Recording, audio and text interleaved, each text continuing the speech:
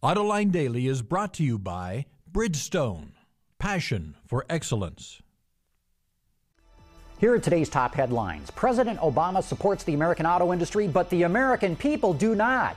China chooses 4 automakers to dominate its auto industry, and car sales could bounce completely back within 4 years. Up next, we'll be back with the news behind the headlines.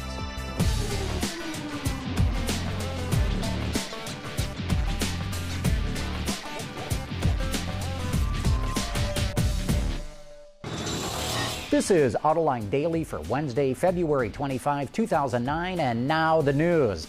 Good thing the Detroit automakers have a president who supports them and their union. If you heard President Obama's speech last night, he singled out the auto industry, saying, "We are committed to the goal of a retooled, reimagined auto industry that can compete and win." But you know, the American people are not with him on this one. The Detroit News reports that polls show 2/3 of Americans are opposed to more aid to the auto industry. Even in Michigan, home to the Big Three and the UAW, only 52% are in favor of helping them. Only 52%! Meanwhile, the news also reports that the car czars met with the purchasing executives of GM, Ford, and Chrysler, as well as the Motor Equipment Manufacturers Association, or MEMA. That's because it's now dawning on the politicos in Washington that suppliers may be in more need of a bailout than the Big Three. As we've reported here before, if only a few key suppliers fail, they'll bring the whole industry down with them. Think about it. If you're missing just the steering column or just the crankshaft, you can't build a car.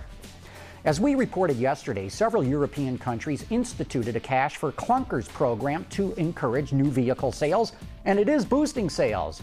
Now, WardsAuto.com reports that new car sales in Taiwan jumped 26% last month, thanks to cutting the commodity tax or sales tax.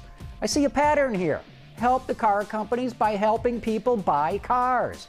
And could car sales bounce back faster than anyone seems to think? WardsAuto.com is also carrying a story about CSM Worldwide forecasting that new vehicle sales will only hit 11.5 million units here in the U.S. this year, but could hit 17 million within 4 years. That's thanks to the U.S. population growing by 3 million people every year and a scrappage rate of old cars of about 12 million a year. And speaking of years, last year we showed you the NV200 commercial van concept from Nissan, and now it's introducing the NV200 for both commercial and passenger applications. Nissan boasts it has the most cargo room in its class and can be configured to hold up to 7 people, and it comes with either a gas or diesel engine. The NV200 goes on sale first in Japan this summer and then moves to other markets later in the year, and sure looks to me like they're going after the Ford Transit Connect. The United States was the largest Chinese automotive export market in 2008, according to data released by the China Association of Automobile Manufacturers. China shipped over $9.4 billion in parts and assembled cars to the U.S. last year, which is more than double what it exported to Japan, which is number 2 on the list. In other China news, the country selected 4 automakers to become large-scale producers as part of its industry restructuring. SAIC, FAW, Dongfeng, and Chang'an will be allowed to expand through mergers at the national level, but the country will not allow foreign mergers at this time. Coming up next, it's time for You Said It.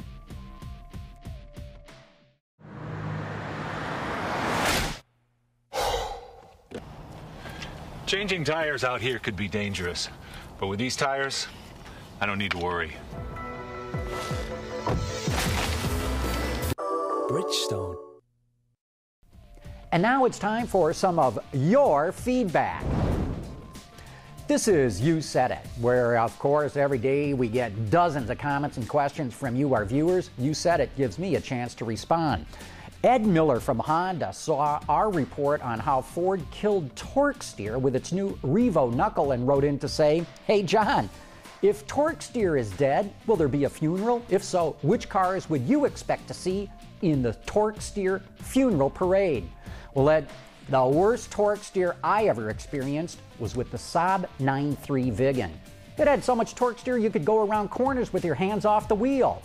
More recently, I thought the Volkswagen Tiguan had an unacceptable amount of torque steer too. And the prolific Pedro Fernandez asks, do you foresee the day when the current dealership system would give away to manufacturers-owned outlets? No, Pedro, I don't see that happening at all. Throughout the history of the automotive industry, car companies have proven beyond a shadow of a doubt they don't know anything about the retail side of the business. Every time the factory has tried to run a dealership, it has been an abject failure. They know how to build cars, they don't know how to sell them. And Wayne Lamothe sent his video email with some comments comparing the treatment of the banks versus the car companies in the request for bridge loans. Let's run that. I think I'd like to see more of the banks coming forward with their recovery plans and explaining how that they're going to use the money wisely. Maybe some people from certain investment companies who just gave $4 billion in executive bonuses. Maybe they could get them on and explain their plans to use the money wisely. Thanks for that video comment, Wayne. And don't forget, folks, that we've made it very easy for you to send us video comments of your own.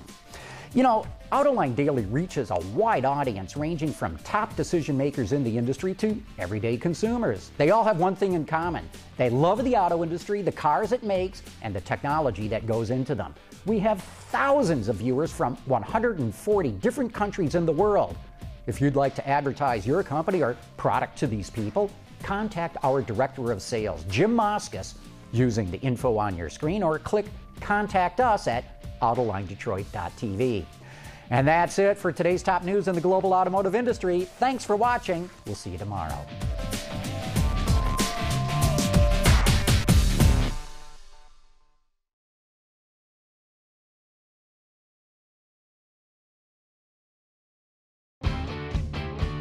Visit our website for even more great content all week long.